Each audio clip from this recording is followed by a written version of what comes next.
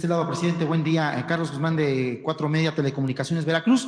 Pues de inicio preguntarle el tema de esta jueza de Cosamaloapan que ha generado mucha controversia. Fue acusada de liberar a un criminal que presuntamente, según blogs de redes sociales, pues este criminal pues ha causado mucho de la violencia que se ha generado en los últimos días allá en Veracruz. Es preguntarle su opinión que le ha dicho el gobernador Cuitlahua García al respecto. En medios de comunicación aquí de la Ciudad de México se ha hecho muy polémico el caso de esta jueza, pero sí me gustaría consultarle qué es lo que le ha dicho el gobernador Cuitlahua García. Ayer tuvo una conferencia de medios en la cual pues justamente también se mencionaba de que esta jueza ya fue condenada a 1 año de prisión. Es consultar ese tema de inicio, presidente. Bueno, es lo que ya se ha informado. Lamentablemente, muchos jueces, no todos, pero sí una considerable mayoría,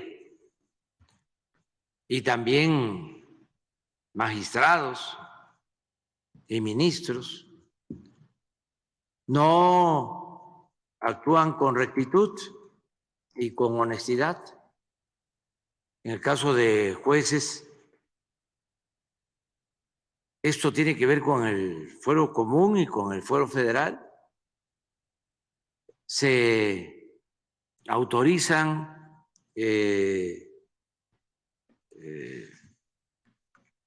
libertades a presuntos delincuentes y se hacen de manera completamente atípicas. Por ejemplo, esta juez ordena que se libere a un presunto homicida considerado como parte de un grupo de la delincuencia organizada y da un plazo a los encargados del penal de 1 hora. Así se da en otros asuntos, viernes en la noche, sábado en la mañana, pero nunca se había conocido un caso en donde la orden fuese dejarlo en libertad en 1 hora. Creo que lo que se usaba también atípico era 24 horas, lo más normal 72 horas. Ya eso muestra que no es transparente el proceso legal. Entonces, en este caso, pues se presentó una denuncia y lo vamos a seguir haciendo contra los jueces. Y va a ser la Fiscalía, el Ministerio Público el que va a decidir, y luego los jueces. Y no le hace si por defensa del gremio o complicidad del gremio, los exoneran, pero ya nosotros cumplimos, no somos cómplices, no estamos encubriendo ese tipo de cosas, porque además son daños mayores a la gente, a los ciudadanos, incluso a quienes trabajan para garantizar la paz y la tranquilidad. Imagínense, se libera a un presunto delincuente, un homicida, quien lo detuvo, quienes participaron, pues van a correr riesgo. ¿Y a qué salen si en efecto son gentes dedicadas a la delincuencia, pues a seguir dañando. ¿Respaldaría la postura del gobernador Cuitlahua? Sí, claro que sí la respaldo, claro que sí la respaldo. Y nosotros vamos a hacer lo mismo hoy en la reunión de seguridad, siempre estamos viendo lo de un juez, una jueza creo, aquí en las tomas clandestinas que se encontraron, creo que en Azcapotzalco. Sí, el ducto Tuxpan hasta Azcapotzalco, ¿no? Sí, dejaron en libertad a los presuntos responsables. No sé si fue aquí o fue en Hidalgo. Sí. ¿Y saben por qué? Y todo esto lo vamos a dar a conocer el martes próximo. Todos estos casos. Porque en la denuncia se puso como dirección en donde estaba la bodega y la toma clandestina, que era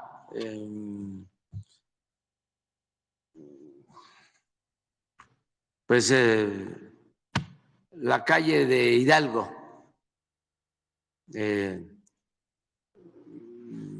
con domicilio 100.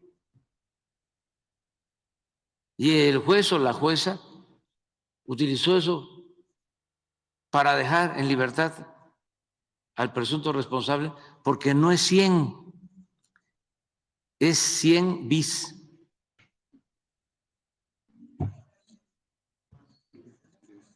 Con todos los elementos. Todo esto lo vamos a probar. Entonces, en el caso del huachicol, no, un juez, otro, ¿sí? Que se detienen a las mismas personas y quedan libres.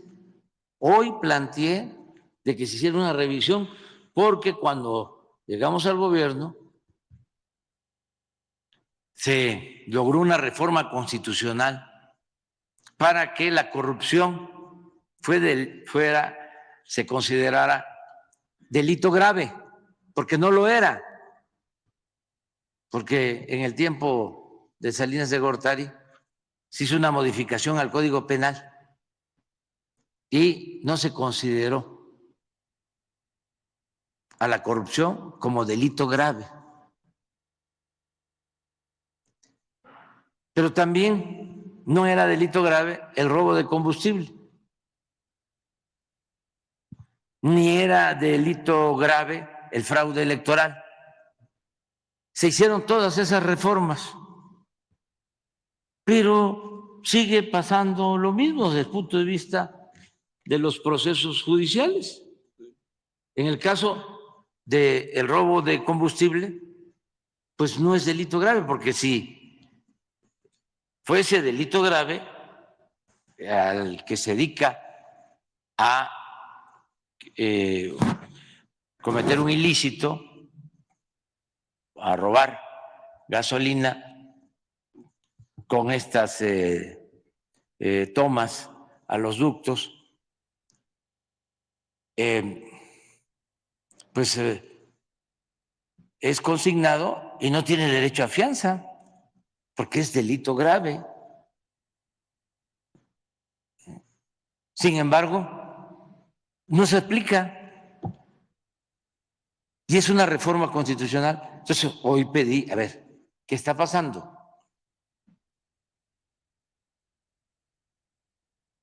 Porque una cosa es esta corrupción, porque no hay otra palabra más que esa, de jueces y de otros funcionarios de el Poder Judicial. Y otra cosa también interesante es saber qué alcance tuvo la reforma constitucional para convertir en delito grave el robo de combustible. O sea, ¿de qué sirve entonces reformar las leyes, hacerlas más estrictas, si no se cumplen? Estamos como en la época de la colonia, que mandaban los ordenamientos de la metrópoli y aquí decían los virreyes, se acata, pero no se cumple. Entonces, eso es lo que puedo comentarte sobre la juez. Y informaron hoy en la mañana de que ya tiene una fecha para presentarse ante el juez. En la detención que le hicieron, en una de las detenciones, hubo algunas irregularidades o aspectos de pues abuso de poder, la encapucharon, dijo que le hicieron disparar en 2 ocasiones, que ha interpuesto incluso denuncias. Eso lo va a decidir la autoridad. Acuérdense de que además de la Fiscalía está el Poder Judicial.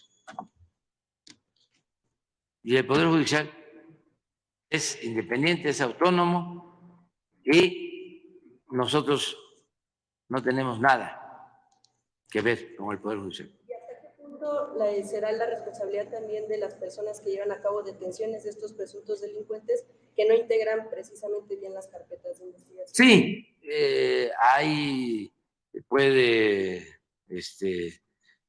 sancionarse a quienes hacen eso, pero es un pretexto, es una excusa para la corrupción, no de ahora, lleva décadas. Los jueces dicen, es que se integró mal la averiguación. Esto que les estoy planteando. ¿Cómo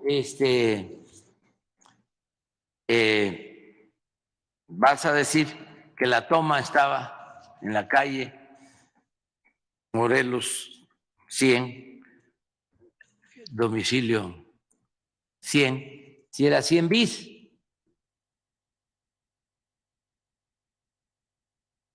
Ese tipo de cosas. ¿Cómo vas a decir que lo detuviste a las 10 de la mañana si eran las 11?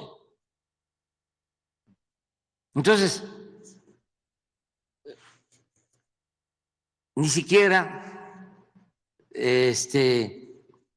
hacen algo para buscar reponer el procedimiento.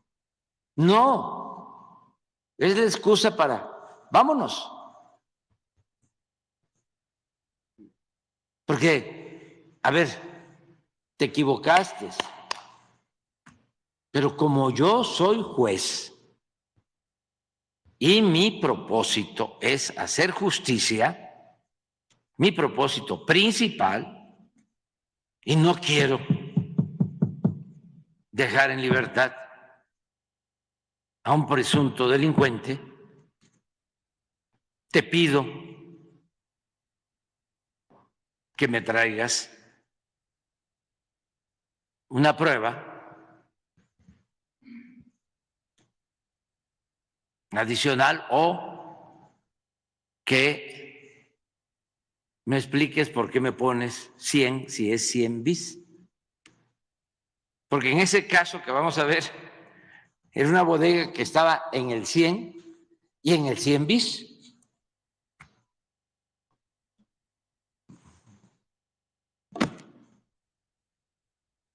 O sea, ¿por qué no ayudan? Vamos a decir, está mal la averiguación, pero estamos hablando de un asunto, de un delito grave. Estamos hablando de homicidios. Entonces, ¿cómo se va a utilizar eso de excusa, de pretexto? Nada. Si se le pregunta a un juez, a un magistrado, a un ministro, salen con eso.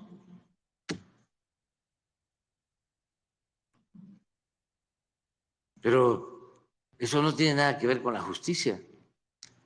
Ese es un encubrimiento. Eso es corrupción. Entonces, y que hubo maltrato, eso la autoridad correspondiente, y para eso está Derechos Humanos, y nosotros no violamos derechos humanos, y ya no es el tiempo de los gobiernos anteriores que se torturaba, que se masacraba. Imagínense lo que hicieron con el caso de Ayotzinapa, que inventan la llamada verdad histórica y todo lo arman con tortura. Por cierto, ya mandé al primer ministro de Israel una carta, una segunda carta, para que nos ayuden en la extradición de Cerón de Lucio. el señor Tomás Cerón de Lucio. Tomás Herón. Sí. Ya le envié la carta. Es la segunda, porque no puede ser que Israel proteja bajo ninguna circunstancia a un torturador. Nadie debe de proteger a torturadores en el mundo, y mucho menos quienes sufrieron de represión, de tortura, de exterminio.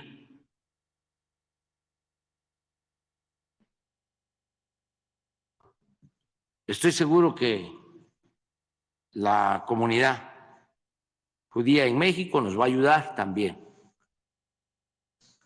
porque no se puede permitir esto. Y existe la versión de que la protección es porque compraban los equipos de Pegasus. espías, de espionaje, Sí, sistema Pegasus. que son de Israel, y eso los protege. Imagínense, por un negocio, por una compraventa, por dinero, proteger a quienes violan derechos humanos. Y esto en el caso de Ayotzinapa, pero lo mismo en otros asuntos. Dos temas.